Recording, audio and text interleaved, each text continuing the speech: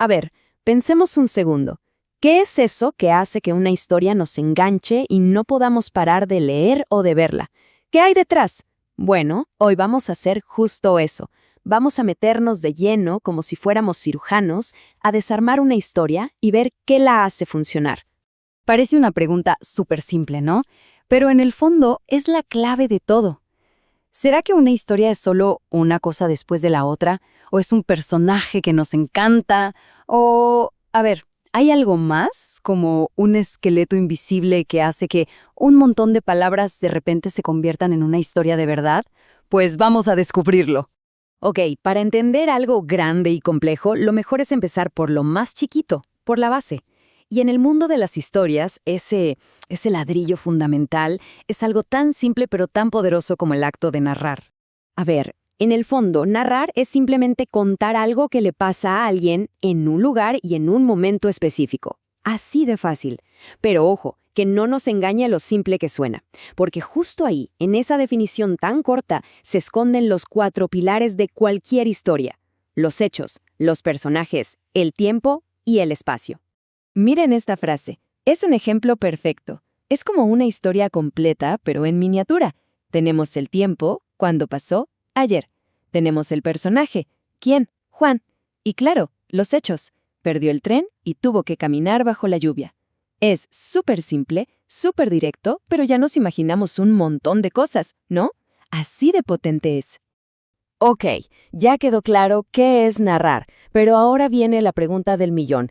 ¿Y por qué lo hacemos? O sea, ¿por qué los humanos en todas partes del mundo y desde siempre hemos tenido esta necesidad casi vital de contar historias? Y es que las historias son mucho más que un simple pasatiempo. Cumplen funciones súper importantes para nosotros. Con ellas, compartimos lo que vivimos, pasamos conocimiento de generación en generación y, claro, nos entretenemos.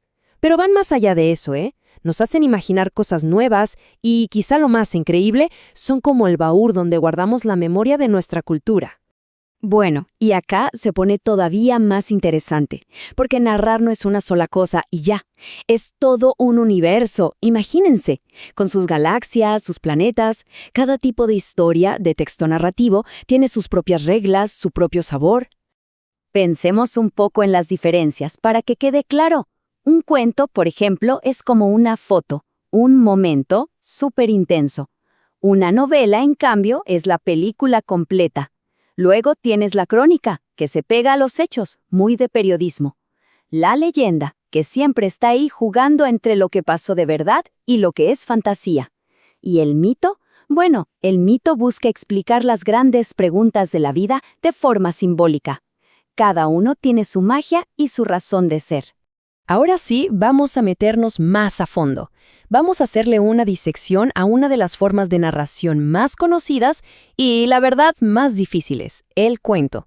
Vamos a ver pieza por pieza cómo funciona por dentro.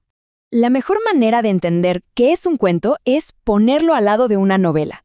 Imaginen que la novela es una película larga, un largometraje con tiempo para contar muchas historias secundarias. Bueno, el cuento es una foto, una instantánea, un solo momento pero capturado con toda la intensidad posible.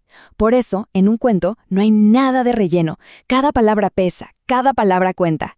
Entonces, ¿qué define a un buen cuento? Hay como 5 claves. Primero, es breve, se tiene que poder leer de una sentada. Segundo, tiene una unidad, o sea, se enfoca en un solo tema, no se va por las ramas. Tercero, poquitos personajes, para no distraer. Todo esto se junta para crear una intensidad emocional súper fuerte, que explota en un final que de verdad te deja pensando. Un final potente, de esos que se te quedan grabados. A ver, algo importante.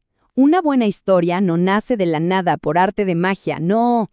Detrás de cualquier relato que nos atrape, sea simple o súper complejo, siempre hay un esqueleto, una estructura que lo sostiene todo. Piénsenlo como los planos de un edificio. Y esa estructura es casi siempre la misma, es universal. Primero, el inicio, donde nos presentan a los personajes, el lugar, la situación. El quién, dónde y cuándo. Después viene el nudo, que es el corazón de la historia. Aquí aparece el problema. La tensión empieza a subir. Y por último, el desenlace, que es cuando el conflicto por fin se resuelve, ya sea para bien o para mal. Y lo genial es que incluso con esta misma estructura, el mundo de los cuentos es gigantesco. Hay cuentos fantásticos que nos llevan a otros mundos, otros de terror que buscan asustarnos, cuentos policiales para resolver un misterio o simplemente cuentos para reírse un rato. La base, el esqueleto, es el mismo, pero lo que se construye encima puede ser cualquier cosa.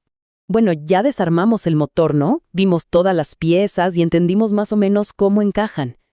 Pero saber cómo funciona algo es solo la primera parte. La verdadera magia, lo increíble, pasa cuando usamos todo esto no solo para entender las historias de otros, sino para empezar a crear las nuestras. Y este es el punto clave, lo que no hay que olvidar nunca. Todas estas reglas, las estructuras, al final del día son solo herramientas, el verdadero motor de todo, la fuente de donde salen todas las historias del mundo, pasadas y futuras, es una sola cosa, la imaginación. Entonces, ahora tenemos el mapa. Ya conocemos las herramientas, la estructura. La única pregunta que queda en el aire es, con todo esto que sabemos ahora, ¿qué historia increíble está por ahí, esperando a que alguien la cuente?